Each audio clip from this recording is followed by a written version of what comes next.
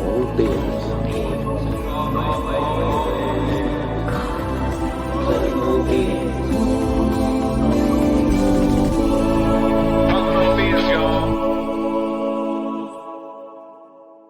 Can I get a amen? Amen. All right, I'm DJ. I'm Nathan. I am Deb. I'm Courtney. And we're calling all beings. What's up, homeboys and homegirls? Woo! And guess who's backstage, man? A man that's down to about 12% body fat.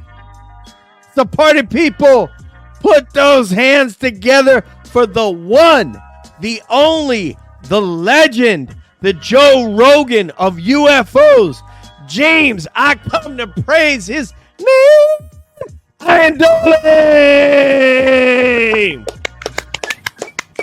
Howdy. Yeah, man, James. Yeah. Looking fly, everybody. You as well. You as well. I can't. There's nothing I can do to follow up to that. You can't. I'm sorry. Even try. Dude, you don't have to. You're the one person. You're the a one name person. You're like Madonna, in this type of thing. Liberace. Michael. When you say Michael, well, I guess that could be Michael Jackson or Michael Jordan, depending upon who you're listening to. Yeah. But anyway, welcome, James, man. It's always awesome. Like I was telling them today, it's one thing, when we interview a lot of interesting people. But when we interview you, it's someone who each one of us has a personal friendship and relationship with you. So it's a whole different ballgame. I appreciate that. I'm glad to be back. Yeah. And I want to tell you guys, I did an analysis of Elizondo's 4 pages that he put out today, and I wanted to share with you all what my analysis was. And apparently, this is a book about UFOs and disclosure. Yeah, that's pretty good. Yeah. Shocking. Is that on the inside jacket or is that on the... I think you got it. Sorry, there was my cheap one for this evening. All right. Let me turn this over to Money Nathan. All right, before we get into any crazier in this thing. I love it. James, it's so great to have you back on the show. You have been knocking it out of the park lately. Those 2 interviews that you had recently with James Semivan and Peter Levenda, just incredible. If folks haven't seen those interviews, just go listen to them right now, maybe after the show, but right away, because they're really incredible. I don't know how you were able to get so much time with Jim, just one-on-one. That was truly amazing stuff there. So you've had these great interviews, and I know you're really plugged in, and you're always kind of active in the community, if not maybe in the front, but in the back. And I want to get your first impression after that Semivan interview. So, what was your feeling? What did James feel like as soon as that interview was over? Wow. Well, I mean, I love talking to Jim. I think he's very genuine. And, just for people listening, Jim Semivan, he's a career CIA intelligence officer. And, he did some pretty high up there stuff. And, there are limitations to what he can say publicly. So, I mean, just read the guy's resume, which I think I hopefully included in the description of the video that I did. But, look him up. You'll see. He's somebody who has great access, right? So, and not only that, but he's also an experiencer, and on top of that, he's also very well read. Everybody has seen his library in the back and try to pick out all the books. It's very diverse. So every time I speak to Jim, it ends up being like a really long thing. I think the last episode I did with him was 2 hours, and we spoke another 2 hours off air. This was no different. So I think we probably did like a whole day thing, honestly. Wow. It's always great talking to Jim. I think, again, he's very genuine in his opinions. There's limitations to what he can say. And I think, people, there's a lot of comments, people saying, "Oh, well, he's just trying to shape a certain narrative, on behalf of the agency, right?" Hmm. And I don't think that's the case. I think he may have certain opinions that are kind of influenced by his service, by his career, by his training, and by his background. But I think he's genuine in what he's saying. I don't think he's making up whatever it is, like a certain narrative just to misguide people. I think when he says something, he's honestly speaking on his thoughts on it. Well, I want to get your thoughts too on, do you, as someone who really isn't impartial to the phenomenon because he's been directly impacted by it, it's not something he can just observe at a distance. Do you think that, in your opinion, has Jim processed his experience enough to where he can, look at the landscape and make a more objective opinion about what's going on? Or do you think it still colors a lot of his perception? Because I think I get the impression, James, and you tell me if I'm wrong here, you have a little bit of a different take on what's going on, or the sort of intent or motive behind some of the aspects of the phenomenon than Jim might. So I wonder if you could speak to that to a certain degree, if I'm right. I don't know if I'm correct in that assessment. Well, I mean, I don't think it's about right or wrong or correct or incorrect. This is, when you delve into phenomenology and people's experience, I can't speak for Jim. I can't say, if his experience is completely processed or unprocessed. That's his own thing. He can kind of make that determination. There's different aspects of that too, right? Like the encounters that I had were seemingly way more positive and affected me in a positive way.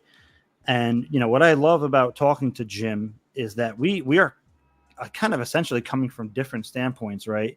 And he acknowledges that people have had positive transformations, right? He's really close to Christopher Bledsoe. He's spoken to Jacques Vallée, and he even cites Vallée's books on people having something of a positive transformation from contact. So I appreciate that he does that. And in the same regard, I appreciate that he has his opinion based on his experience through whatever he experienced. I didn't have the physical effects that he did in the same way. I didn't have those kind of medical effects that in his case are being studied in some kind of program, which I'm sure we can probably guess a few avenues where who's connected to that program. So I appreciate that he's being honest in the way that he feels and how he's processed his own experience. He said that he didn't really have a kind of positive transformation. But I mean, if stepping back and looking at him from an objective point of view, from an outsider, right? I would say that, he wouldn't be doing what he's doing and pushing for UAP transparency if he didn't have those experiences. So there very well could be elements of his experience that led him down a certain path that he doesn't realize, right? And I'm sure the same for me and everybody here. Before I pass it off to Debs, I just want to say, everybody in the chat, if you're watching on YouTube, if you just hit the subscribe button, you can chat with us. If you have a question for James, you can ask it. If you would like to share some of your blessings, you can hit the super chat and throw $1 at my homie Money Nathan because he need more money. Anyway, I'm just kidding. Give it. He just got promoted. He's doing well. Anyway, let's pass it over to Money Debs. Okay. I actually think in that conversation, what came to mind was chess. And there's got to be two sides on the chessboard, right? So there's going to be some good experiences, some negative experiences, but it's still the game of chess. And sometimes I think that's what's going on. But during your interview with Semivan, with Jim, I caught something else. I was like, look, of course, listening for anything that was dropped, but I caught you mentioning a Aquarius again. So, of course, I have to ask, is there any update on your investigation of Zodiac? He asked about Just, that. I mean, with that, there's always like little bits and pieces that I come across. I, there are things that I've come man. up with that I can't confirm, right? And there are people who have that story. They have the story, right? They got the they have the people, some of these 40 or 80 now, whistleblowers, some firsthand and some not, are connected to Zodiac in different ways. But the problem is that reporters can't report on it and do the story that would make the difference if those individuals aren't willing to come forward. And so it's kind of a standstill with that. So if certain individuals decide to come forward, of those 40 whistleblowers, the story could be put out there. Because even if I came up with something, right, even if I got some little tidbit and I just threw it out there, it's not going to have the effect that it needs to have, because it's just another UFO story from some UFO researcher, podcaster on YouTube.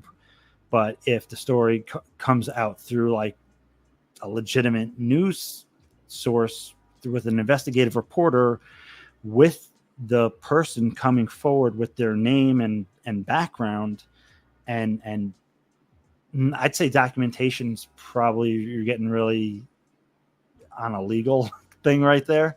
But if the person's willing to put their name behind it, and or persons, right, multiple people, including a program manager and people that work with them, came forward on the story, then it's going to have the credibility, and people are going to take it seriously. So I have come across bits of it, and I've come across people who have the actual full story, but until those individuals that are associated with that are willing to come forward, it's unlikely to come forward in a big way. I was hoping you were gonna go, this is the dawning of the age. Okay, you guys don't, the fifth dimension. Come on, man. 5D, James, like, man. I don't All about remember it. that, man. You do? You know what? You know that I know. song? I've heard the song before. Yeah, it's a great song. And there's it was about a 1979 movie called Hair, about hippies, hippies in the military. This juxtaposition, and there's a version that's slowed down, and kind of funked up a little bit of that song, and they're like dancing through Central Park, singing Age of Aquarius and doing these acrobatic moves, and it is worth watching that video on YouTube. So anyway, all you hippies out there, both of us, enjoy. Courtney Connected, ma'am. Hey, James, I'm going to ask you a tough question, and you can put it any way you like. I'm not asking you to give us what your thoughts are about Jim's mind, but as the interviewer, what did you think when Jim said that he's had access in these higher levels with these groups, and, we know how well connected he is, and that, he's introduced a lot of people to one another who are, disclosure advocates, huge leadership in the community now. When he said to you in the interview that somebody said to him who was on the inside, this is indigestible, right? This is indigestible. But he also said Jim's personal feeling was that this is an inviolable right that we all have to know what the phenomenon is. So, those two things are kind of diametrically opposed in a sense. What did you feel when he was saying that this is indigestible? As an interviewer, how did you take that information, and then how do you translate it for all your audience, the people who are listening it and like, what's your speculation? Like an uncooked T-bone steak. That kind of. Correct. Right. Yeah. The doneness. Give us the doneness. Yeah. So, I mean, when Jim said that he got those read-ins, I believe what he's saying, and I know exactly what he's talking about, and I'm aware of that, right? And we've heard Jim say maybe on occasion that, and Tom said something similar, but Jim got the real read-in, right, because of his access. That he heard this and didn't sleep for 3 days, that kind of thing. Oh, he did say that. Yeah, he said that a while. I don't know which interview it was. I don't know if he said that to me in the past interview or other interviews, but he had said that. We've heard Tom say that a few times. So there's a few ways that you can kind of look at. I mean, a lot of different ways you can look at that, right? Whoever gave them that read-in, what level of access did they have? Or, Jim always talks about the 30,000 foot view, right? Maybe he had a 10,000 foot view, and whoever read him in had the 30,000 foot view. Well, who has the 100,000 foot view? As whoever gave him that read-in could also be protecting the program to some degree, but are still going to read him in on part of it, right? Whatever they feel his need to know is, and for whatever their purpose is for the program. So to ever say that anybody's ever has the complete read-in, I don't know anybody that's ever said that to me. I've heard of people who have gotten read in on different levels, and they all react differently to that information. I know somebody else who had that read in who's definitely, at least when they speak publicly, not as kind of, I don't want to say paranoid, but Jim seems to be very like hyper aware and conscious and sensitive about it. And I get it. Again, his background is in intelligence and he's defending the United States and that sort of thing. So these other people have those kind of backgrounds to an extent too, but not like Jim. So it's interesting to see that these different people in the Invisible College or Fight Club, whatever you want to call it, they all have different perspectives, right? Maybe they have different bits of information, different backgrounds, and that influences their ultimate decision. But, on where they stand on the phenomenon and if it's positive or negative, but also, when it comes to Jim, you have to read, right, he's saying one thing and it seems diametrically opposed, but, ultimately, right, I'm looking at his actions. And as far as I can tell, he's trying, he wants the transparency. He's making moves in that direction, not the other way around. He could just shut his mouth and walk away and, never have anything to do with the subject or try to lend credibility to it whatsoever. But that's not what he's doing. So I think on some level he's kind of conflicted about it, but ultimately he's taking the steps that are assisting people that are trying to push for transparency. I was going to say the purpose of what you say, I agree with you, James. The purpose of sensitive compartmentalized information is that if you take one individual and you read him into every single program, how exposed are you? Yeah. I mean, you're totally exposed, rather than just give them what they need to know in order to execute their duties. So I don't know if there is a person who's read into every program about every piece of material and or craft and or being that we've ever had. I maybe, yeah. Well, I doubt it. So. I'm going to take a wild guess here and say, also, we've all heard of MJ12 and we've all heard of Zodiac. So I'm going to take a wild guess here and say that those are 12 different compartments. That could be. Absolutely. It absolutely could be. I mean, it totally makes sense that if you were at S4 and you were read into that program, how do you have a need to know what's going on at Dugway or what happens at Wright Pat or what happens at China Lake? You just don't need to know that, so that I suspect that. But my question is, now that we can get to my question instead of my hypothesizing, they came to hear more you about yours.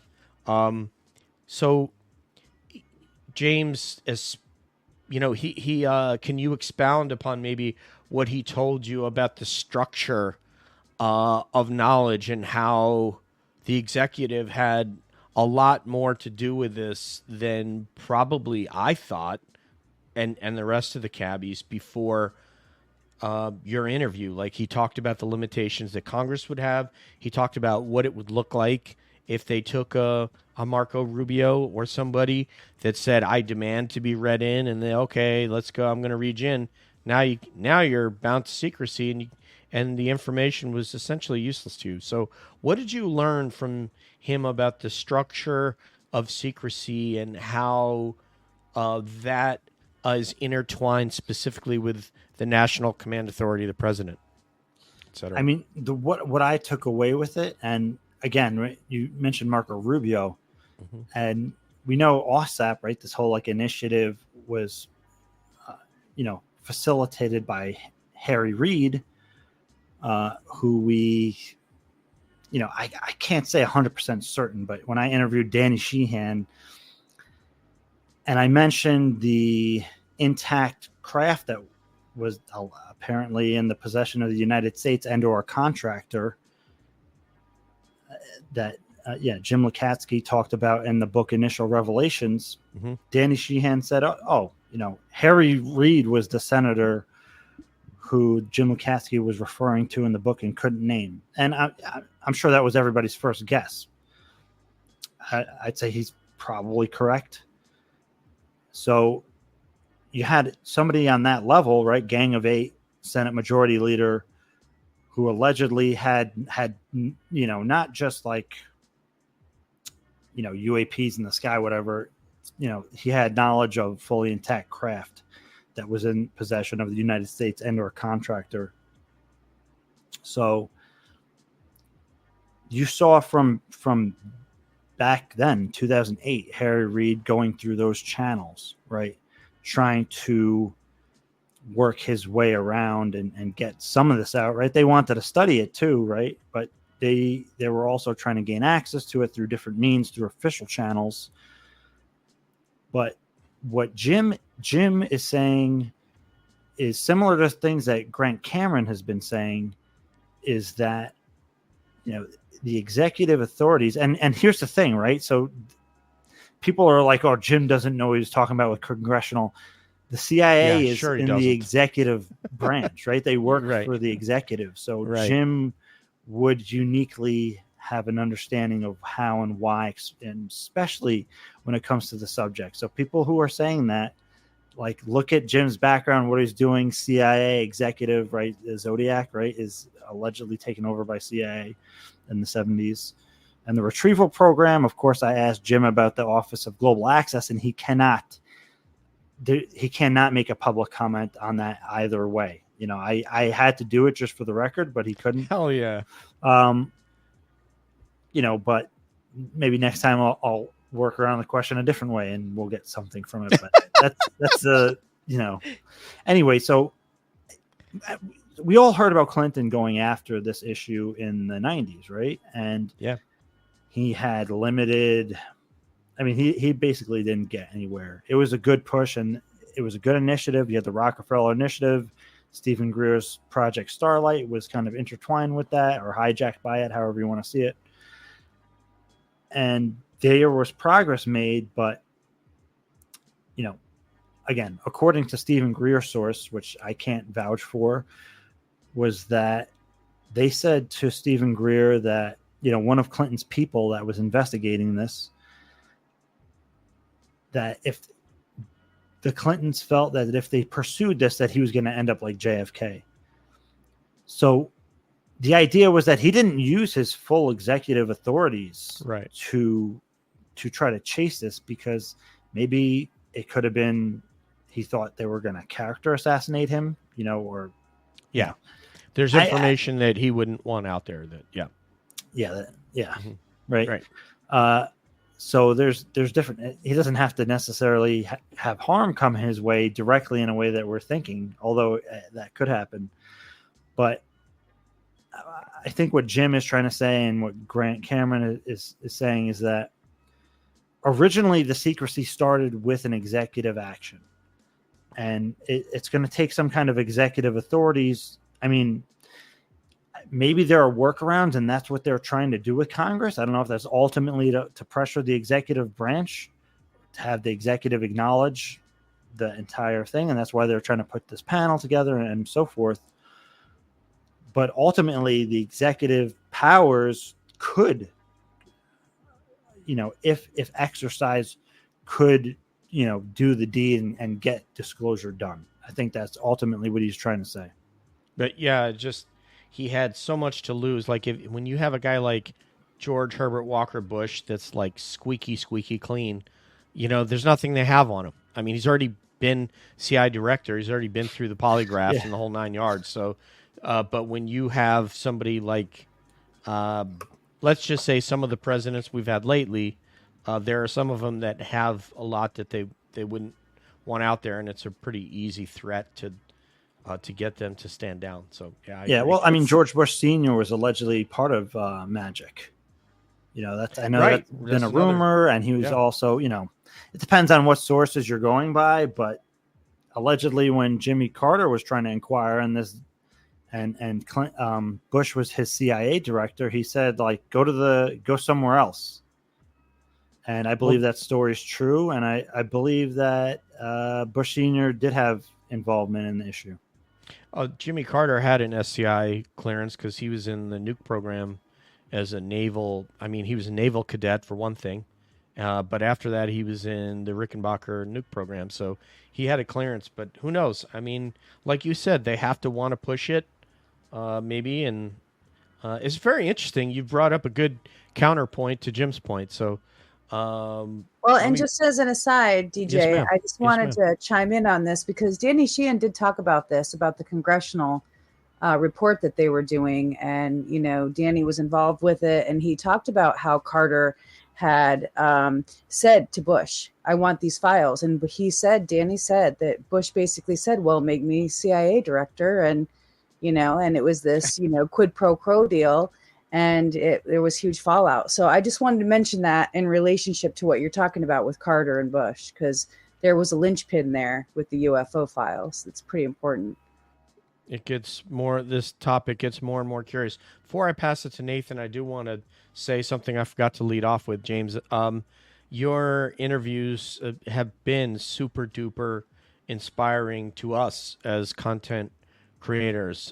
They're just so well done, and you're just so damn good at what you do. So I just wanted to say that to the audience before I pass it on to Monet Nathan.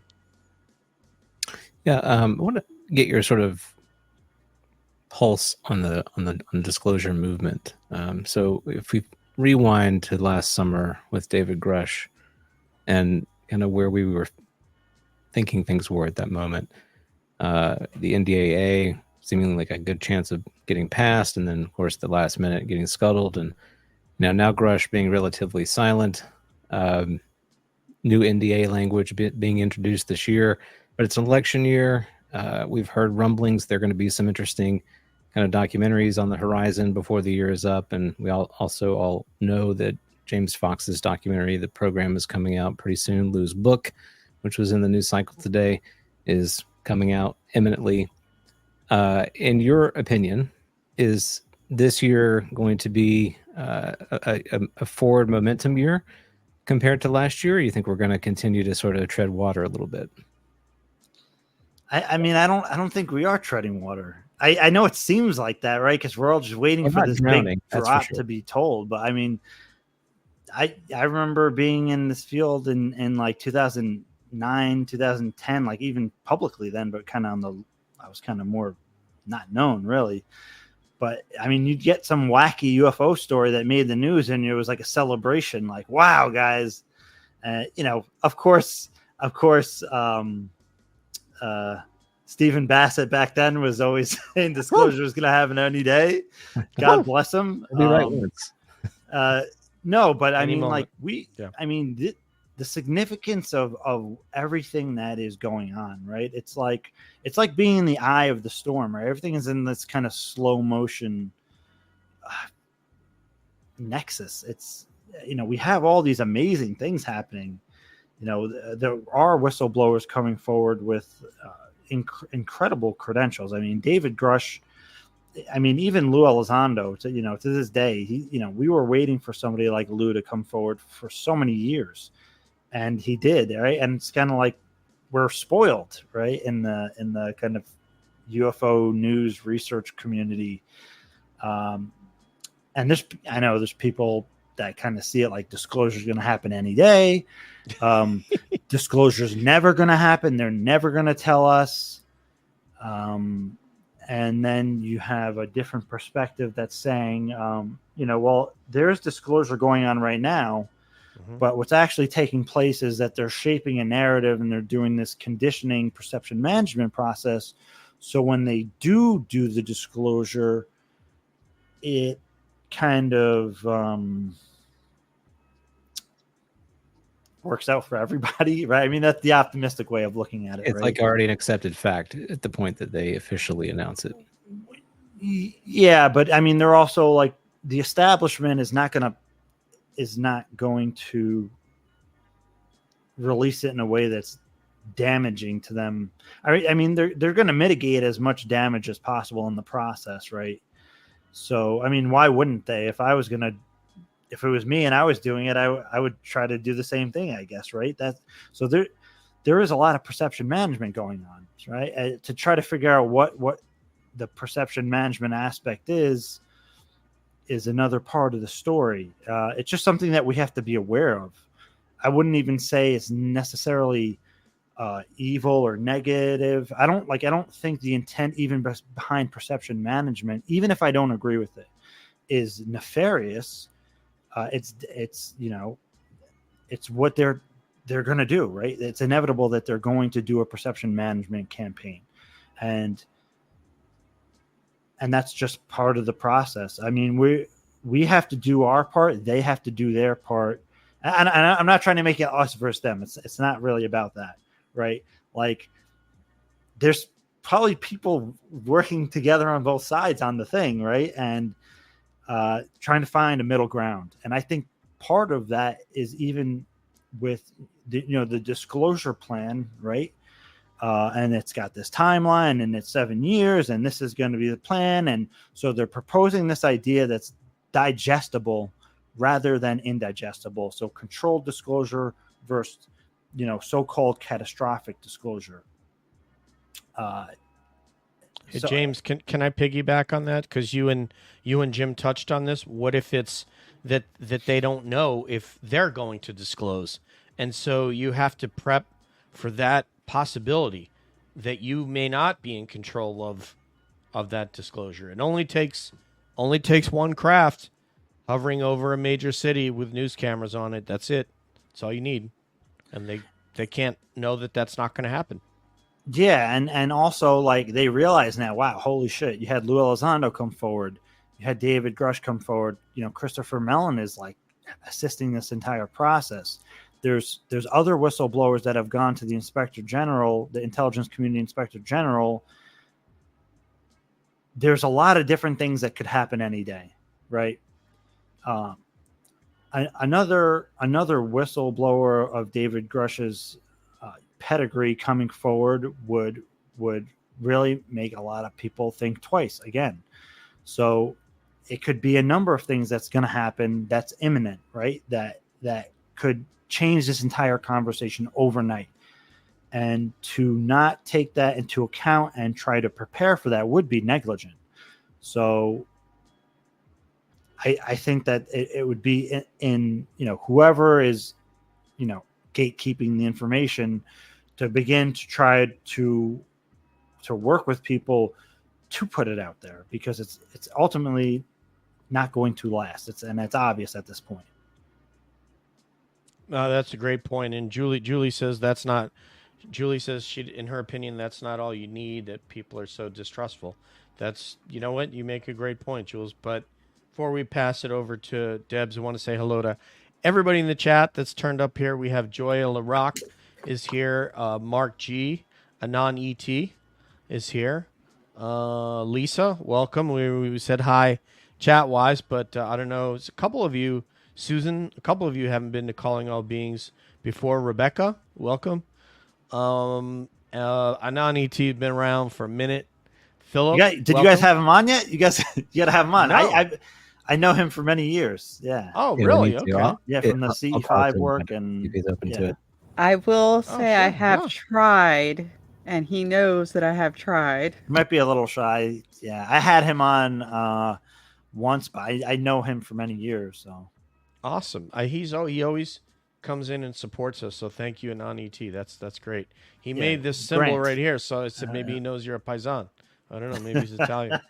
So anyway, all right. Money Debs, take it away, my friend.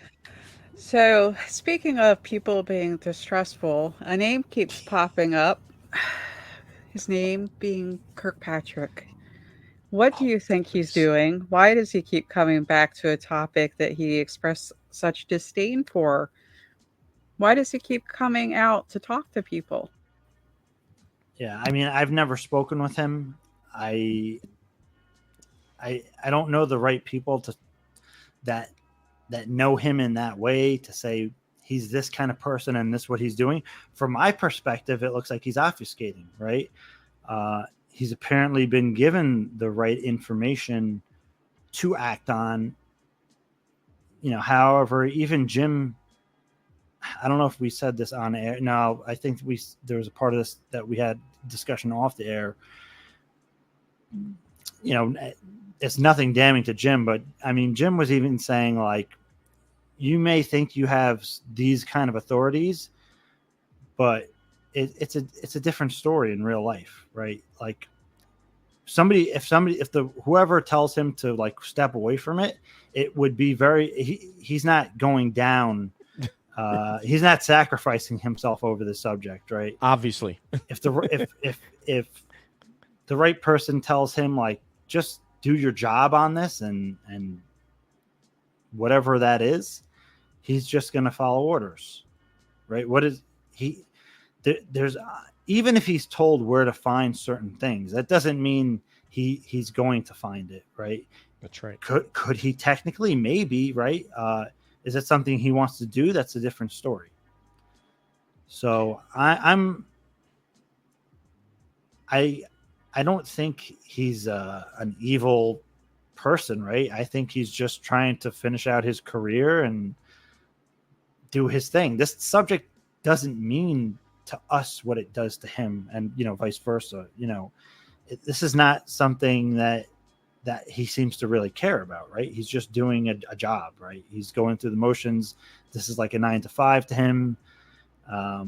That's the way I see it. It doesn't seem like he really cares for it much. I don't think his true goal is transparency. I don't think it matters to him one way or another. I don't know.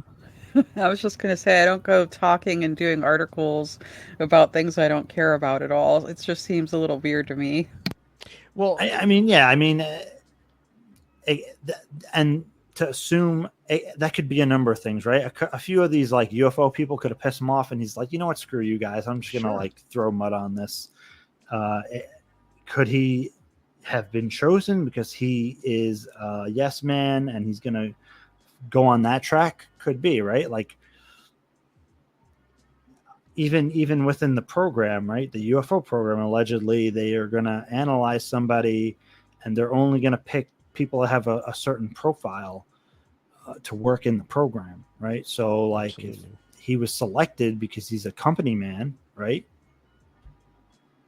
He's only going to benefit from doing what they tell him to do.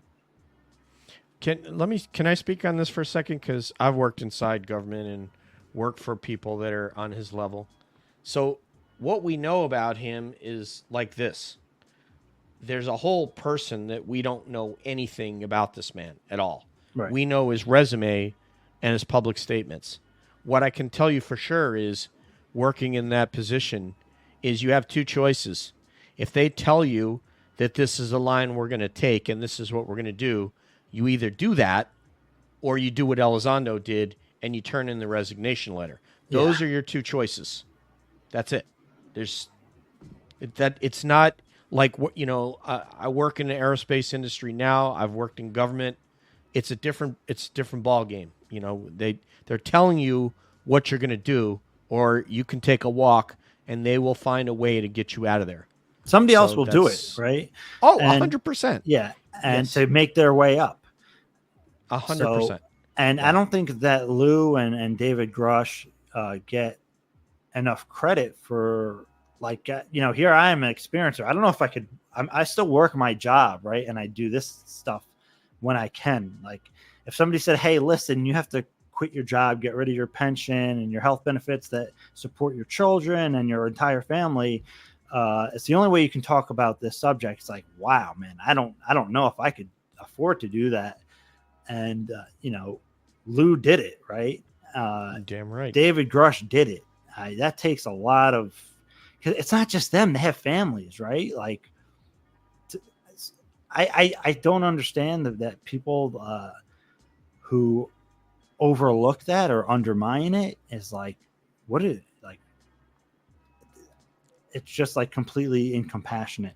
It's two things. It's not stupidity. It's ignorance and a lack of empathy. Ignorance doesn't mean they're stupid. They just don't know. They think they know. And then it's just a lack of empathy to be able to place themselves like Lou at the time, who had girls in college and doing that and what that meant. And, oh, he's going to write a book. He'll make it all back. It's like, you don't know what you're talking about, dummy. Yeah. You really don't. Like the pension. And with, yes, the pension is enormous. The 401k is enormous. It's a lot of money and security that guy gave up. And the benefits, right? The benefits of working. Oh, yeah. Like, it's a different story, man. If somebody even offered me $50K more, which they did for like a director's different position in my job, I didn't take it because I wanted to stay with my benefits. Yeah, I mean, he probably has TRICARE for his family.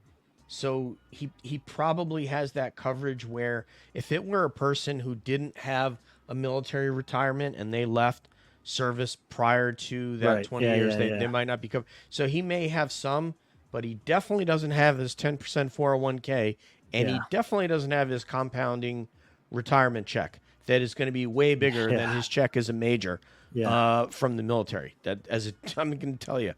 So I also want to say something about Kirkpatrick that relates to ignorance.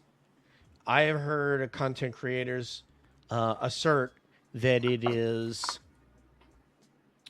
ineptitude is why he says and his office says and does the things that they've done. And it's like, if you think that, then you really don't know what it's like to try to get a job at the Pentagon and get one of those staff positions. These are extremely competent people, and I'm going to assume that everything they've done is purposeful and has been crafted very carefully. And if you assume less than that, that's fine. That's very charitable, but it's not stupid. It's not that they're dumb or they're inept. They're very, very, I know a lot of staff officers from the Pentagon, and they are the best of the best. And whatever they've done and said has been for whatever their reasons are. So that's all I want to say about that. And pass it on to Courtney Connected. Hey, I'm going to switch gears radically. So one of the things that, sorry, one of the things that I want to bring up that I was on 2 years ago, you had done a great interview, and I just want to refamiliarize everybody. You had done an interview with Richard Dolan about Zodiac and Sedge Masters and Greg Halifax, and that kind of got buried, and people weren't paying attention to it, but I was. And so I was tracking that. I went and downloaded all the Sedge Masters articles, read everything, and just kind of put it in a file a couple years ago and thought, this is important, right? So it came back up on Twitter a couple of years ago, and I brought this to people's attention. They were all like, oh my God, Sedge Masters. So I just wanted to ask you about how much you were able to confirm about Sedge Masters and Zodiac. You did a great interview with Colm Kelleher and George Knapp. And, you know, that was all kind of connected, and they couldn't respond or answer you about Zodiac. But how far did you get in all those interviews and all that investigation you did all the way up into your last interview with Colm Kelleher? Were they able to say things off the record that they couldn't on the interview with you, or was what they said on the interview all that they could say, and that was it? Colm has a security clearance, so he's never going to speak out of school, right? I mean, George, on the other hand, might give me tips, advice. He's not in the same boat. So, I mean, I got pretty good confirmation through different people, not just them, about Zodiac. And Jacques Vallée's book also mentioned Zodiac kind of in passing, Forbidden Science Volume 5. And, people know the name of the lawyer. It's out there, Jeffrey Griffith. And no, he's not answered. Different journalists have tried to speak with him. He's not talking to my understanding. Well, that's what I wanted to ask you. That's kind of where I was going, because they're on the Wilson notes, and there's this whole history with right. And the other women from TRW that were listed and how that was all connected. So I wondered if you talked with the lawyer, and you haven't. I did not. I did not. As you know, I believe that Richard Dolan was correct, and that was the lawyer, and I'm sure that other people were able to confirm different parts of that story through their sources, but again, it's not going to come out unless people are willing to put their name behind it, because it's just another UF story. You're going to have another incident where we have Tom Wilson, and he's just denying everything, and then now it's fake. It's more fake because it's Tom Wilson himself has said, it's poppycock, right? There's nothing to it. And we're just going to end up in another situation like that. So again, that story is not really going to move forward unless the people are willing to put their name behind it. It seems like they're not. So not yet. I mean, it could. Yeah. It could happen. It could happen. It could happen tomorrow. I mean, I don't know. People didn't really see David Grush coming. I'd heard about him and all that, maybe 16 months at least before he came forward, that something along the lines of that was going to happen. And I was optimistic, but I wasn't holding my breath. And then one day I woke up and it happened. Right. And I was exciting. Like, holy shit, that's what they were talking about. So, I kind of have the impression, I don't know this, right?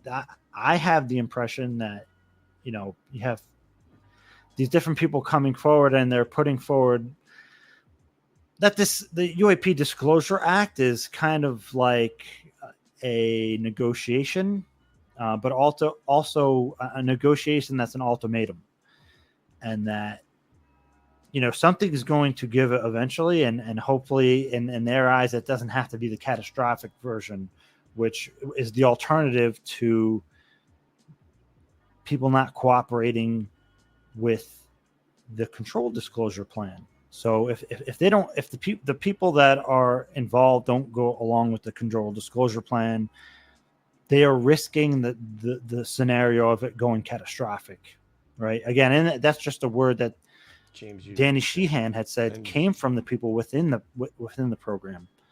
So the ball's in their court in that regard. But I do think that there are people on both sides trying to be reasonable and work it out. But at the end of the day, somebody that is in the program might be like, screw this, and just decide they're going to go catastrophic, and they don't give a shit about the control disclosure plan anymore because they don't have the patience for it, and they think that their time to do whatever they can is running out.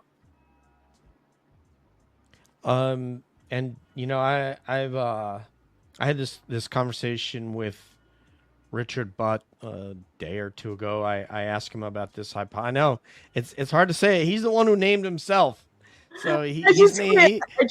Every time it comes up, I'm just like slapstick comedy. It gets me every time. Like, what? That's not his real name. Why did he do that? James has spoken with him. James has spoken with him. He's a very serious guy. He really is. Well, because he's been out on Twitter, so that's what that's worth. Yeah, I asked him about this hypothesis because, again, when you see something happen within government and you say, "Oh, what happened? Why'd they do this?" Well, the why is a great question because we don't know why they put eminent domain in there. But what I know personally in my own mind, I don't know this to be a fact that I could back up, is eminent domain is not an accident that it made it in there twice.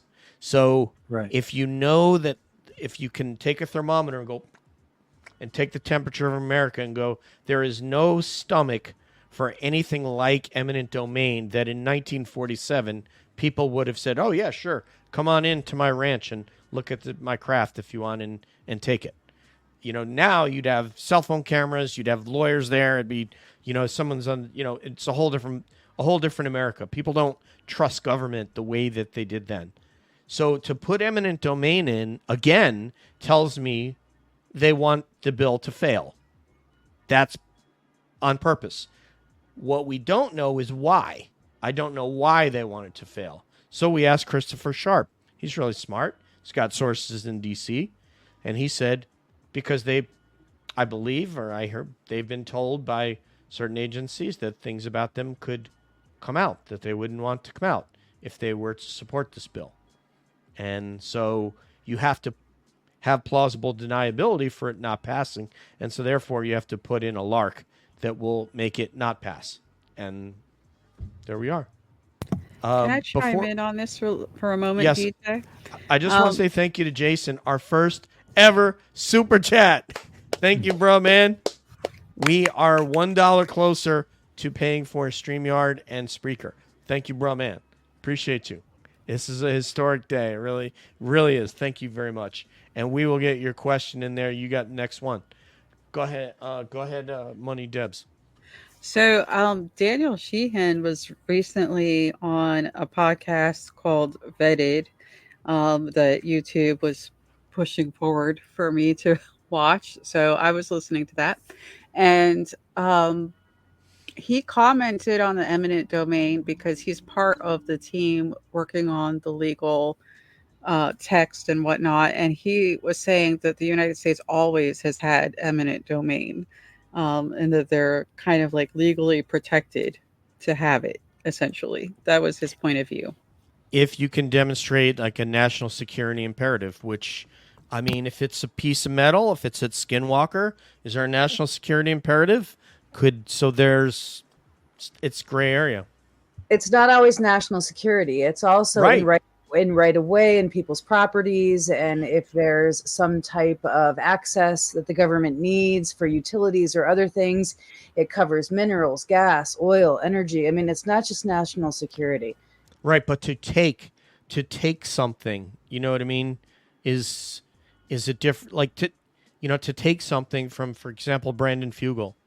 You know, could they say, oh, we have a right-of-way situation here? Or Jacques Vallée. You know, he was a little concerned about it because he has a collection. Yeah, we want to build a road through Skinwalker Ranch, you know, so you'd have to say a certain national security, and then you'd have to back that up. Because obviously, if you got a guy like Brandon Fugel, he is going to take it to court, and he has the money to take this all the way to the Supreme Court if necessary. They can't bankrupt him.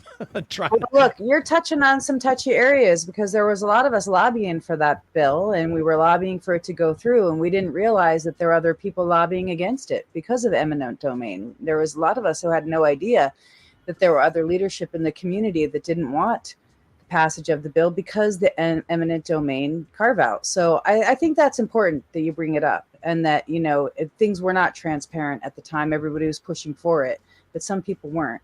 So it's good that you brought it up. I mean, you also have to question if the eminent domain was taken out. Is that a deal breaker? Does that mean that the bill is going to go forward, or what's the next thing going to be that people are like, no, now this, right?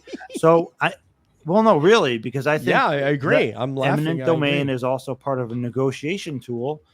So whatever side can leverage their interest and say, okay, we will pull it out. I feel like the implication was they didn't even need to put it in there because the military has it anyway. Well, I mean, I think the argument against that is that if a contractor has it, the government doesn't have the right to take technology that was inspired by XYZ. So if somebody made a technology that was inspired by UFO technology, it's theirs, regardless of, you know. So does the government? And Richard Dolan made a really, really good point that I hadn't thought about. Is like, some of this stuff that the technology that's been reverse engineered is like the stuff that we can actually use, right? Rather than the source material, say. That stuff has got to be really valuable, even compared to the stuff that is the real deal UFO technology, because it's applicable and it's been. But my assumption would be those are under contract to the U.S. government. So even though they're being reverse engineered by a third party, they are under contract, and so the U.S. government owns that material. And owns that craft, whatever that is. They own that, so it's not... But I know what you're saying, DJ, and you're correct. But I mean, like, I'm sure that these companies like have thought of like a million different ways to have this company, that's this company, that's this technology that belongs to workarounds. Absolutely, they've probably leveraged that technology against a completely different leverage what they've learned against a tangential technology, that was extracted from what they learned under contract, and then they use that technology to build something.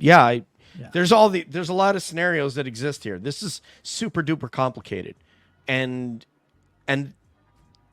there's these companies have lobbies. I think we all know that. Let me get to the super chats. I want to say thank you, and they have some questions for you, James. So I'd like to honor those guys. We really do appreciate it. So Jason M, thank you, Jason, for our first ever super chat, and he says, James, I'll read this money, Nathan, in that great voice that you have. I'll do my best. Thank you, Jason. So what is the big secret that kept Semivan, that's good, up for 3 days? I don't think you could tell us, but I don't think we told you. Semivan sounds like Jennifer or Jennifer. Semivan. I don't think you know the answer to this, but and you maybe can speculate on it though. And what do you think kept him up for 3 days? He's not going to tell me that, apparently. Again, but we heard Tom say the same thing. Tom doesn't have a clearance. I don't know if they were told the same thing. I can only speculate based on what Jim is saying publicly. And he keeps, every time you ask him what is so disturbing about this, that the people can't handle it, right? And he keeps coming back to this thing of it's indigestible, but people have the right to know. And then he gets into this consciousness stuff. I can only imagine that it has to do, again, if I was just to take a guess on what it is that, again, this is a guess, that our religions are wrong. These beings allegedly engineered us for whatever their purposes were, and we're kind of like cattle to them in some regard. Not completely, but, I think those kind of themes and ideas is where that conversation leads. But again, I always come to the point of like what level kind of is read into that aspect, and is that even true? Is that, who knows? I really don't know. I don't believe that to be the case. Could be wrong. I'm kind of optimistic generally.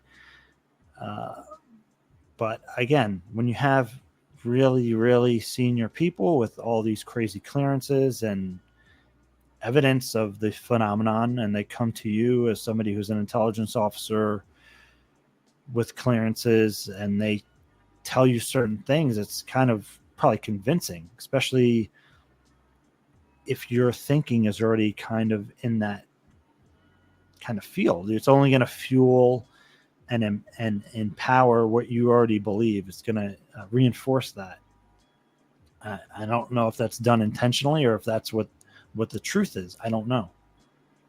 Yeah, and I first of all, I want to thank Andrew for his super chat. Andrew, thank you so much. I know who you are, and I really appreciate it. But this subject, James, is sort of taking us where I'd like to go in the last few minutes of our conversation, because to me, the there are two sort of things I think that would cause this kind of reaction. So one is an ontological shock type of situation where you're questioning everything you think you know about what reality is. And that could absolutely be disturbing enough to where you could lose sleep. It changes your ontological perspective on the world, reality, everything. The other one would be existential, right? So that there is something outside of your control that you now know about that is an existential threat to both your own life and the lives of those that you care about. Now that would make me lose sleep as well. So I mean, and it's not to say it could actually be both of those things, ontological and existential. And so what I want to get your thoughts on, because you just mentioned you are an optimistic kind of guy. That's one of the reasons why I love you, because I'm also an optimistic kind of guy. But you're pretty plugged in. You're an experiencer. We're getting a lot of sort of traffic, I guess you could say, in the experiencer community and circles that there is this sort of sense of something impactful on the horizon. There's varying interpretations of what that might be, but what's your sense of that? Here I'm alluding to things like Ramirez, who said 2027, others, Bledsoe, who's given similar kinds of projections. So what is your take on those sort of feelings or senses about the near future, and also how that relates to what we just talked about, and that's this legislative push towards disclosure and wider acclimatization of the subject? That's a tough one. I mean, in regards to existential and ontological, I think ultimately it depends who you're talking about. As far as ontological, I mean, I kind of think that maybe, and I hope I'm not being too biased here, but younger generations kind of take for granted the paradigm of like non-human intelligence. Like we grew up with E.T., the extraterrestrial, and all these things. Even the show my kids watch, and all these shows, there's aliens and all these, it's not even just extraterrestrials anymore. Even in these little kids media, there's like interdimensional beings, time travelers, and all that thing. And it's this, kind of a thing. I'm trying to, Sean Espion Hargens brings up of doubles, but in like a different way. It's like double talk. They're telling us both things. They're telling us, oh, look at all this stuff, and it's in all our programming. And then at the same time, they're saying it doesn't exist. And Tom DeLonge made some really interesting comments about that thing. I included it, the clips in one video. I don't even remember which video I put it in. But it, I think that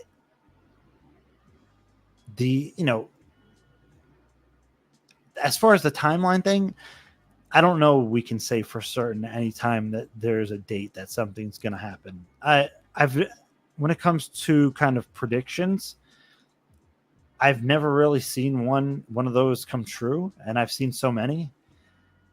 So I wouldn't hold my breath on that. Could they have been given some timeline? Sure. Like people have talked about, there's been these messages and crop circles before that were kind of referring to these different type of alignments as well over the years. And there's been crop circles that communicate kind of different ideas that are similar.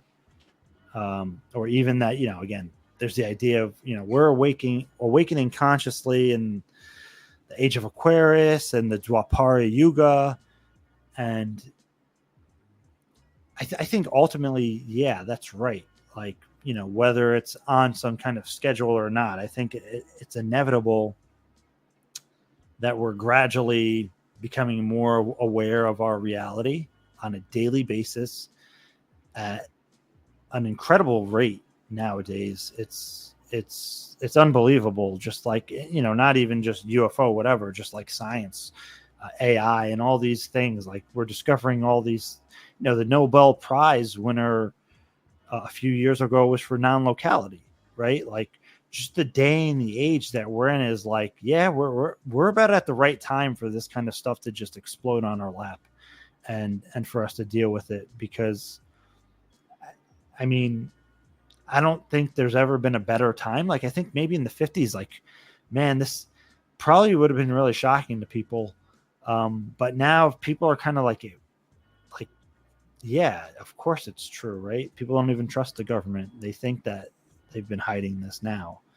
So I think the time's about right, and I think it's going to happen one way or another. But I also, I don't think we're going to have like a shift one day that we're going to shift into like 5D, fifth dimensional awareness, right? I mean, I think it's a gradual down to earth process. That's just my thinking. But at the same time, I do think we're in this kind of pivotal moment, right? And we're right in the midst of it. So it's hard to be aware of it in the same way as when they look back 100 years from now and be like, holy shit, that must have been a crazy time to live, when you had this guy, the director of the program, came forward, and this other whistleblower came forward. And, it's reading back in the history books is going to be interesting. It's going to be, it was like so obvious. We're going to have to move. We have what, 8 minutes more with James. So everything heretofore needs to be kind of a quick hitter, kind of an answer. And we have people that we have to get in here. Paul, extremely generous. Thank you very much. Debs, with your dulcet tones.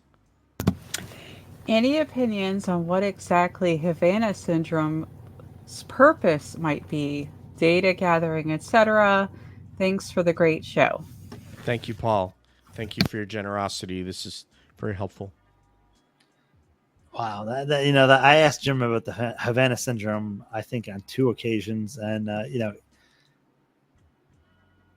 I did ask another one of these actual whistleblower people about it too, and they gave me a similar response because they're in that field of in intelligence, and everybody I've spoken to basically is saying, like, you can make the technology pretty easily.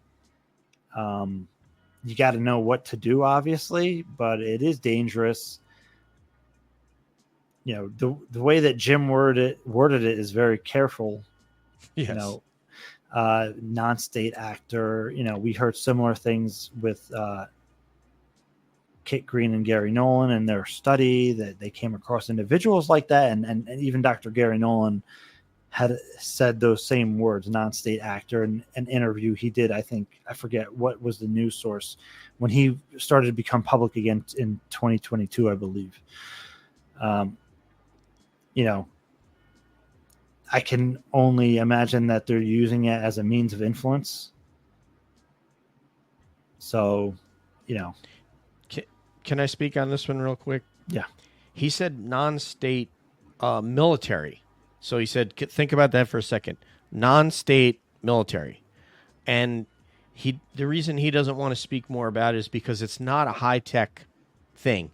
It's obviously operating on a frequency that a lot of people could generate that frequency and cause serious damage to humans. And that's why he doesn't want to expound on it, is because you don't need to be a United States or a Russia or a China to be able to broadcast this type of a signal that would hurt. Yeah, and you also don't want to directly blame X, Y, or Z without the exact proof to back it up, because that's you're making an accusation that is could be irresponsible, even if they suppose it's somebody.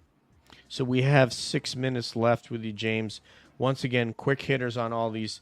This is my last one. We'll go to Courtney, and then if somebody else has something in the chat, we'll get to it. But we're running out of time. James has to go to work tonight. He gonna make some money, people. So give the man some love. So James, 2 things that were the most sort of earth-shattering for you. I had another word in mind, another descriptor, but coming out of that that interview with Jim, what were the 2 things that you found the most surprising, that kind of really opened your mind up, that you hadn't heard before? I mean, I think the executive act and executive language thing was really big, especially coming from somebody like Jim. So, I mean, he made it a point to communicate that. And I had somebody reach out to me and say that they followed up on it to some degree, and that there is some kind of legitimacy towards that. It's an angle that can be worked, I guess, or that is potentially exactly as how he says it is. So I would say that is one important part. The other, I don't. It's hard to pick one or two things when I'm talking to Jim, because again, it's a 3-hour conversation and we're just like kicking it, man. And he's going in a million different directions. One is good because we want to move. We're going to have you back again, because like an hour and 15 minutes is not enough, to have you on. I plan to stay on longer, but I got called in. Absolutely, man. You got to go make that cheddar. Yes, sir. Courtney connected. Yes, ma'am. So I'm not expecting you to have read all the book that got released, but I started reading like the frontispiece of Lou's book because I thought that it was dropped through promotional, right? But apparently that's not the case. But I've already gotten through the frontispiece, which is basically, Chris Mellon talking about the intelligence community's failures in the past with regard to 9/11 and other things. And he's basically bringing that into the context, saying, we have all these potential intelligence failures happening with UAPs, right? Without having this open disclosure happening between the different agencies. So you have been one of the premier people who gets to get people who have been read in or have been in an intelligence agency. What do you think about Chris Mellon's comments that this could be a potential another huge catastrophic failure by the intelligence community? Are you kind of seeing that in your conversations and in your interviews, that there's been a breakdown, or do you think that we're seeing repair and seeing them working together more now to get disclosure so we don't have a huge intelligence failure with UAPs and disclosure?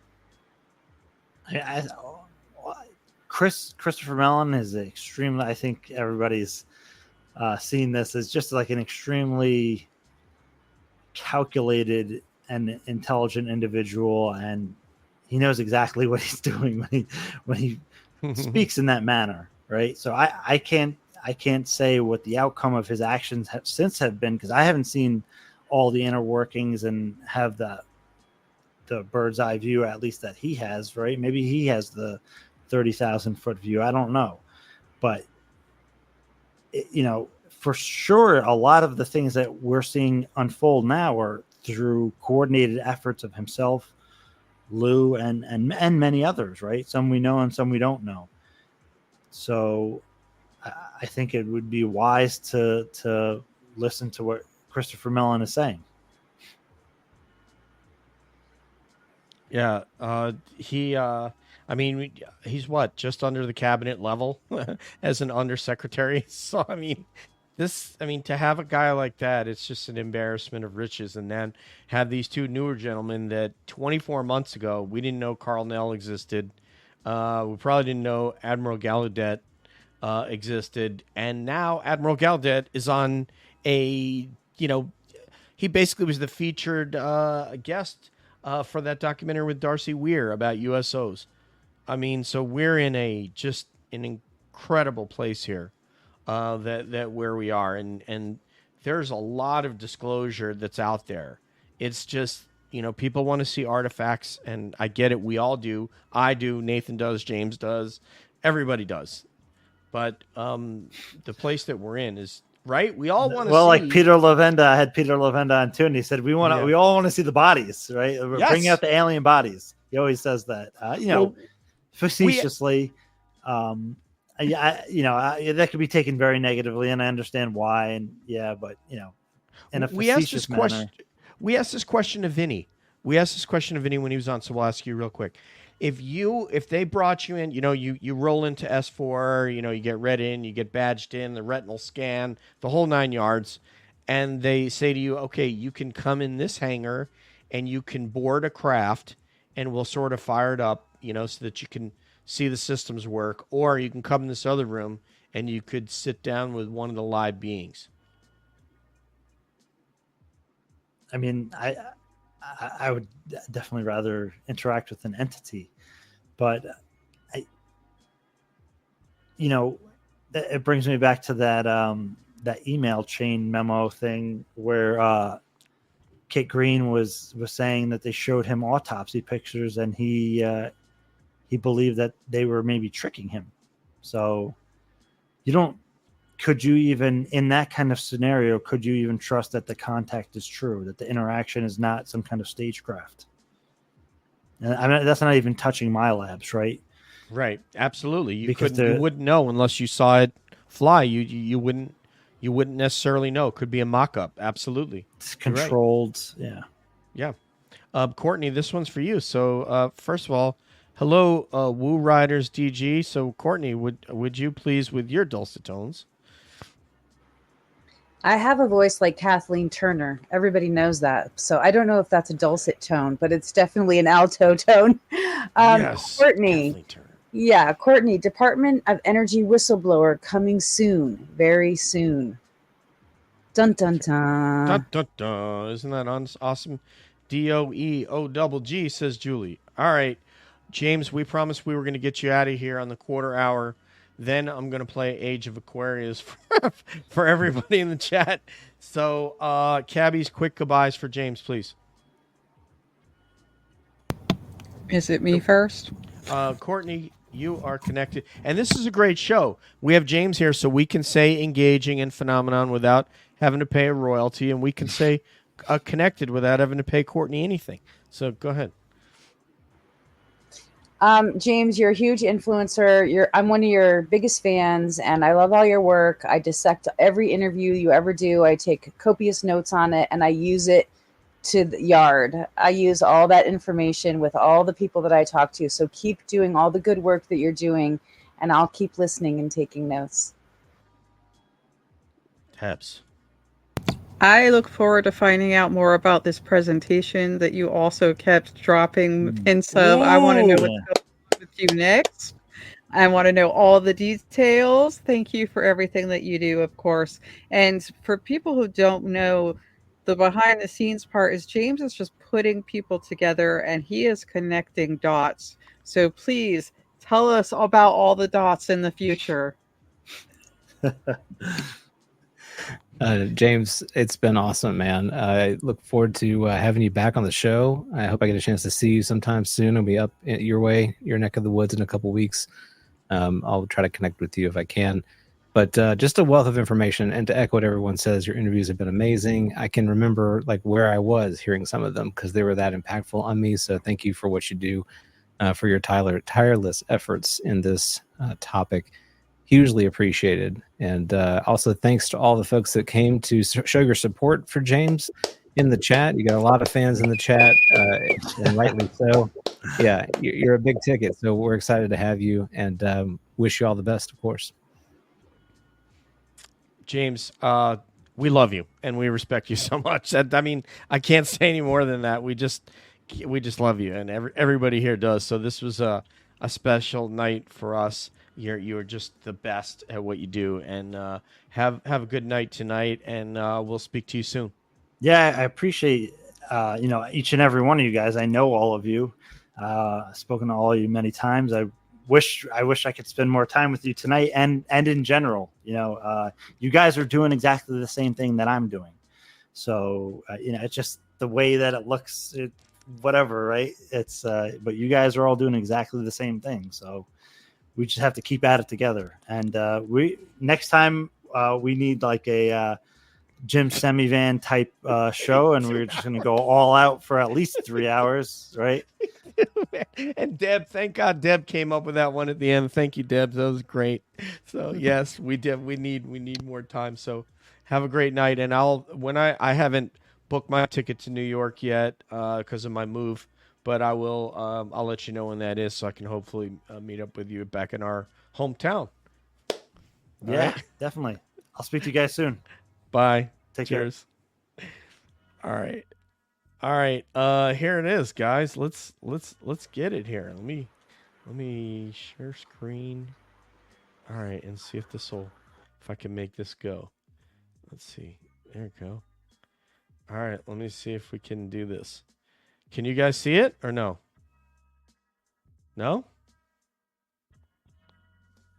Nope, I'm not seeing it. Oh, okay, wait. Let's see. Can you see it now? No. No, I can. Oh, Add there it. you go. Here we go. Ooh, we got the Inception thing happening. Oh, I might need a lesson on. But you can hear it. I didn't hear anything either. Oh, you can't hear it. Oh, I think we all know in what you were my going head, I for. hear it. I can hear it in my head too. Yeah, it's a. oh, wait. Let me try again. Maybe I just don't know. So I hit share screen, Nathan, right? Mm-hmm. And this tab. Maybe I hit this. Oh, okay. Now? No? Nothing on my end. No? Okay. I guess I don't know how to do it then. All right. Cool. I can hear it. It's so But it's funny. the coming of a certain time, right? It's You setting got the to use stage. telepathy. Yeah. I don't know It's why the it doesn't work. When you do it, do you use share tab or how do you do it? It depends on, I think, like how it's. I mean, I've done YouTube shared tab before, I think. Yeah. But yeah, I don't know why it's not working for you. Chrome But tab. it's Oh, okay. Chrome. Because if you That's play all it, right. you're gonna get a copyright strike anyway. So You it's think? all good. Oh yeah, for sure. Oh, I didn't think we would. Okay. All right. Anyway, dudes. What a great So, interview. Yeah. What'd you think? I mean, it's James. He's incredible. I know it's like it's James. Everybody, it's James. It's James. I mean, for those who don't know, and I think we mentioned it at the show, but James is like connective glue in the community. He's very humble. He's very thoughtful. I remember when I was just kind of getting started and interested in this topic, I just sent him a private message, knowing that he was a busy guy and a lot of interactions, and I just said, "Hey, I'm thinking about this or that." And he interacted with me right away and really encouraged me to continue pursuing this. So I owe a lot to James in being here. He's just a very encouraging person. So not only is he engaging the phenomena, he's encouraging. Now we have to pay a royalty. Yeah, I know. He's not here. Dang it. Okay. All right. And he's literally a giant in the community. And I've actually hidden behind him to protect me before. He's the Joe Rogan of the UAP community, man. He really is. He's the best of the best. And he I was thinking, I think I emailed him when I first heard him. I guess it was probably maybe just before I met Nathan. And so I messaged him and he messaged me back. He said Mohegan Lake. So we started talking about how far we live away from each other. And then I decided to go and do a Twitter space, when I first was aware of it. And nobody obviously came in my space because nobody knew who I was. And why would you log on to a UFO space with some guy that you don't know? Well, James saw that and decided that he was going to come onto that space to rescue me. He didn't do that. Like he didn't know that I knew that, but I knew exactly what he was doing. And as soon as people saw that he was on that space, they just came like gangbusters to come and join that space and talk UFOs. So I'll never forget that. He felt bad for me that he wanted to show up, and that's the first time I ever spoke with him. Was that time. So do you have I'm sorry, go ahead. No, he's a good dude. I think everyone's got cool stories just like that. Like I think everybody in this room would say that, and including many of our listeners who have interacted with James. He's just so accessible, and he takes time for himself. He's really thoughtful. He's one of the more, I think, introspective people who's working on this subject, and also incredibly knowledgeable. He has a depth of knowledge that you won't find many other places. So.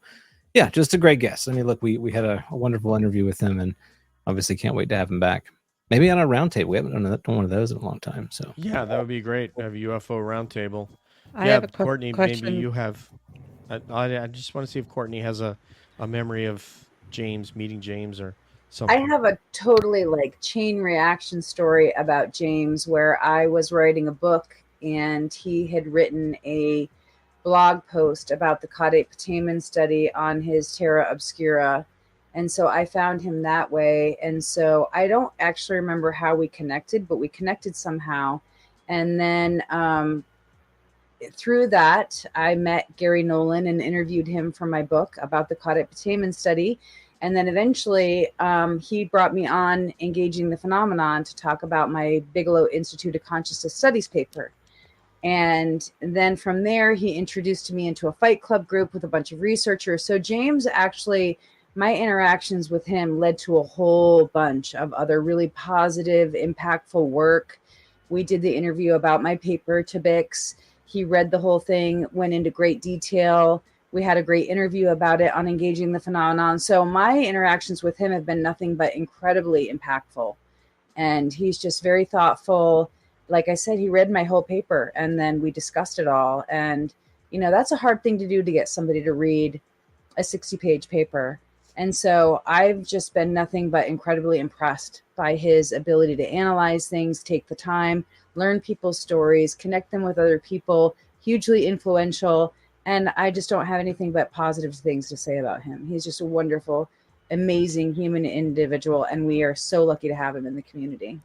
That very, very well said. And just so everyone that's watching right now in the chat, this is what we call after cab. Normally now we have shut the cameras off and we do what you're seeing right now. This is kind of like the backstage. So that's why I put hashtag after cab. This is generally what happens. So Debs, you were going to say something. I didn't mean to cut you off. I just want to make sure Courtney got in there with her memories of him as well. Cause I thought you gave yours. Maybe I missed you. I'm sorry. Oh no, I haven't said my memory of James, but I can tell you he was my first ever cab interview. And actually after that episode, he and I spoke for like another 2 hours or so. And I've interviewed him on, you know, Deb's Data Dojo. I interviewed him when I was doing Med. stuff for UAP Med. You know, he and I, like when you meet him, because I got to meet him in New York, he just feels like family. You know, that's the vibe he gives off, and he just is very easy and comforting to talk to. Although I do think he needs to make sure to take care of himself. Like I felt like that was the urge I had, but I was like, go take care of yourself. Make sure you rest, you know, get some food, because he does work really hard. Looking good, man. He's looking good to me. He's cut down for sure. Like the Olive Garden, you know. Great. He's your family. That's, I think he took your advice, Deb. He's looking good and very healthy. Mm-hmm. But yes, go ahead. Yeah. So the other thing, though, that like is bothering me, like I can't let it go, is this indigestible thing. And that was the question I wanted to throw out, like just full speculation what we think might be indigestible. I have my own. And I can throw mine out when you guys are done, it or before or whatever, but I just want everyone to just get a chance to think about that. Okay, yeah, we'll do that, and then we'll get to Bogan's. I asked him that. I asked him to speculate, but he wouldn't. So I thought that was interesting that he wouldn't speculate. We'll get to Bogan. We're going to get to your experience that you have here in a minute, but let's PBC too. I don't know if it's Panama City Beach, but so yeah, let's go around the room with Deb's question. Money, what is not digestible other than prime rib that's not cooked? Yeah, right.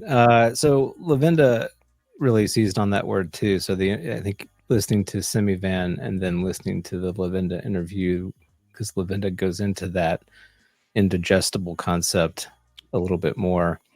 He has a certain take on it. I think is interesting. It's something that the word, you can consume it, right? But you're not getting anything from it. It essentially kind of passes through you. So you're not equipped to digest the information. And I think that's partly what we're alluding to here, is that the reality of what this is something that as a whole, I'm not saying individuals, because there are plenty of individuals who have lots of different life experience and who I'm sure can digest some of this, but as a whole, and this is what people have to consider, right? When you're in these agencies and you're part of these large government structures and you've got to make decisions that affect the lives of millions and billions of people, like you have to think about society as a whole. That's just, unfortunately, that's just the reality of the situation that you find yourself. And I think as a whole, our society just really isn't well equipped to to digest, absorb, metabolize is a word that Darren likes to use, metabolize the information, because it is just really more complicated. And I've always thought this. If it were as simple as extraterrestrials just appearing on Earth and us interacting with them, just like you would interact with somebody from a foreign country, then they would have already told us about this a long time ago. And I may be naive in that regard, but I think that is right. much easier to explain than what the reality of this is. I think it includes that. I think that's part of it, but it's much more complicated than just that alone. And it gets to the other aspect that Semivan alludes to. Levenda does as well. It's almost beyond our ability to understand it. It exceeds our current understanding, because we've tried. A lot of folks have tried to really get at all the aspects of what this is, and we're falling short in some areas. We understand pieces of it, but not all of it. And I think that it's sort of like asking an ant to understand, human society and values and ethics and science. I mean, it can get maybe just a tiny, tiny fraction of what that is, if anything at all. And so, when you think about it in those terms, I think it becomes a little clearer, at least to me, to see why they would use a term like indigestible. It's more than we can really take on. Yeah, it speaks to also types of persons.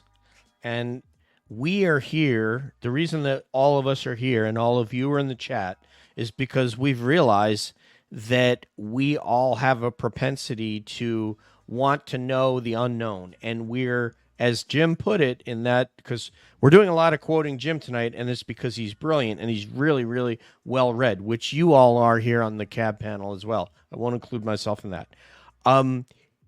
He said, there's so many of us in these groups that we're in here that are comfortable with ambiguity. And we think everybody is like us, right? That's why the country has all these political strife, because they think everybody should be like me. And if they're not like me, they're an idiot, or there's something wrong with them. They're not critically thinking. If you don't love this political candidate or that, clearly there's something wrong with you and you're not a critical thinker. That's what these groups think about one another. Well, we can sometimes,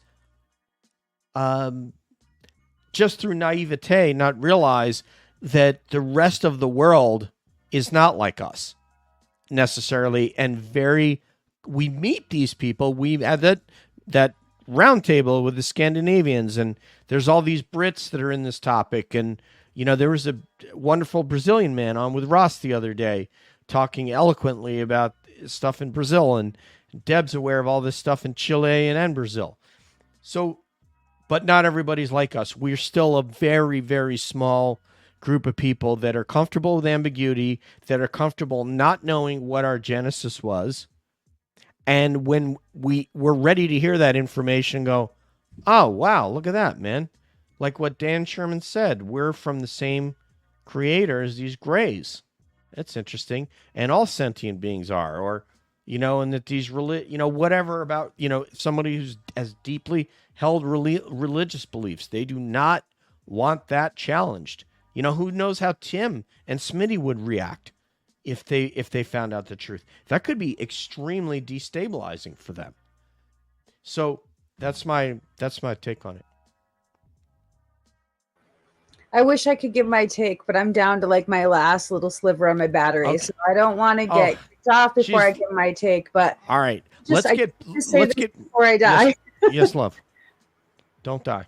One of the things that happens in a vacuum when there is the mystery is that humans are so curious and imaginative, and our minds go to all these incredible places, dark places, horrific places, right? It's just part of our curiosity and where it goes. So instead of me commenting on the indigestible and why this information might be indigestible, I think what's happening is, because we don't know and there is a mystery, we're going to make up all kinds of things in that vacuum, which are horrific, wonderful, beautiful. It's every part of the human experience. So I think the danger in using things like indigestible is it could to some very dark places, just naturally out of our own thought process of wondering what this is. So I think that's a danger potentially, to use the word indigestible, to say that we can't, or we don't have the capacity to handle it, or we can't process it. Well, we is not you and me. We is everyone, because that's who you're disclosing to. Agreed. I think this is humanity. This is an underpinning of the human experience, potentially, that, we would potentially not be able to process this. I'm not saying us, I'm saying humanity at large. I'm not commenting about us. So I just think that's the danger in using words like that. It makes us go to potentially darker places to imagine what this could be. Yeah. Very good point. Yeah, Lou had the very similar thought process. Richard Doty had the same thought process that he told us, and then Jim did. So they can't be the judge of what's digestible and digestible to everybody, but they're saying that not everybody is comfortable in that realm. I think that's all they're saying, and that maybe the people that are comfortable don't represent the most of us. Go ahead and somebody read this from Bogan right here, please. And then because we want Courtney here till the last moment of cab tonight. Let's get through there it. You go. All right, Plug in your phone. So Bogan says, I was 16. Me and my friend are driving in Palm Beach County, Florida before dusk. He spots a red orb. We pull over and several others appear. Some zip in at lightning speeds and others appear from seemingly nowhere. Wow. It's quite an experience. It's part 2. Oh, dozens of others pull over, including an officer, to witness this spectacle. A week or so later, someone lit flares on weather balloons, and the news reported that. Interesting.